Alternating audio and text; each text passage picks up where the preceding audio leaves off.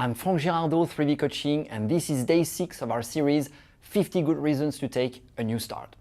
And to finish the second week, let's get material, because we do live in a material world, don't we?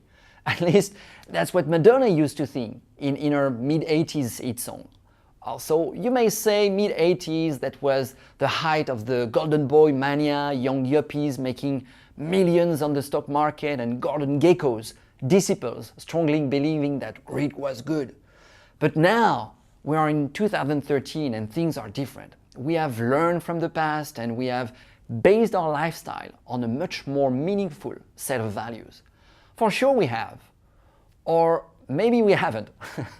In a way, I would say yes, things have changed.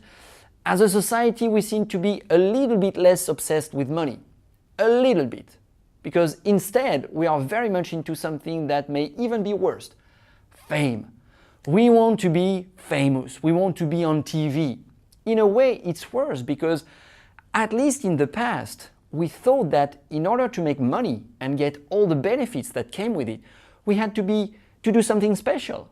Like create a business or act in blockbuster movies or win championships or sell cars or real estate or trade stocks or even deal drugs or rob banks, but at least we had to be good at something to get the jackpot. Now it seems that the only thing that matters is to be shown on TV and declared famous to have made it in life. But in another way it is interesting because it gets us closer to what really need in life. And we know that it is not money. We know it has nothing to do with material things.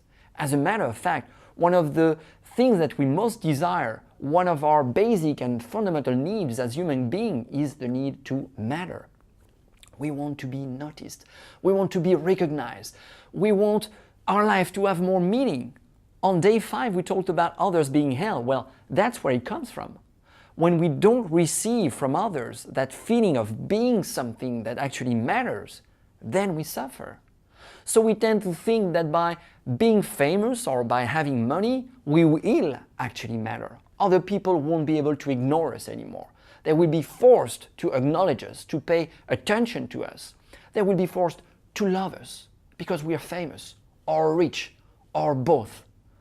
Well, guys, do I really need to remind you that countless rich and famous people feel like shit and have shitty lives? We all know that. Tabloids make fortune out of that. They make us dream about being rich and famous, but they also make us feel better for not being rich and famous by showing us what it really is to be so. And that's exactly what it is. Being rich and famous is something that we all more or less fantasize about, but it is also something that none of us would really want to be. And that's extremely confusing. Because on the one hand, we want something or we think we want it. But on the other hand, we don't really want it. So what do we really want? Which reminds us of another hit song. Tell me what you want, what you really, really want. I have to say that in 20 years of coaching, I've met and worked directly and indirectly with literally thousands and thousands of people. My biggest surprise has been to discover how much most people don't really know what they really want. Some of them do know, but they are quite rare. Most think they know, but if you scratch the surface, you see that what they think their goal is rapidly fade away and leave place to doubt and uncertainty. And for some others, simply considering the question, what do you really want, is so disturbing that they prefer to avoid it. But what about you? Where do you stand? Are you absolutely sure to know exactly and precisely what you want out of life? And in that case, are you currently pursuing it with joy and passion? Because if you're not, if you don't jump out of bed every day with a smile on your face to take on the universe and make great things happen, whatever the obstacle you may face, then there is a good chance that what you think is your goal is just a lure that keeps you going. But in fact, you may have no drive, no purpose, and you may be more in the second category or even in the third one. But that's okay. I mean, nothing wrong with that. In fact, our society, our education in most cases, don't really prepare us to handle this question. And that's why most of us get that feeling of confusion and uncertainty. So what do you really want coming out of your life? What is your drive? What is your passion? Because if you're not 100% sure about the answer to this question, then you have a very good reason to take a new start. Because that's what taking a new start is all about.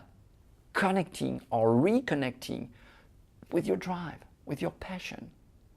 Over the weekend, I will post an article about the key driving force of human behavior, what really drives us.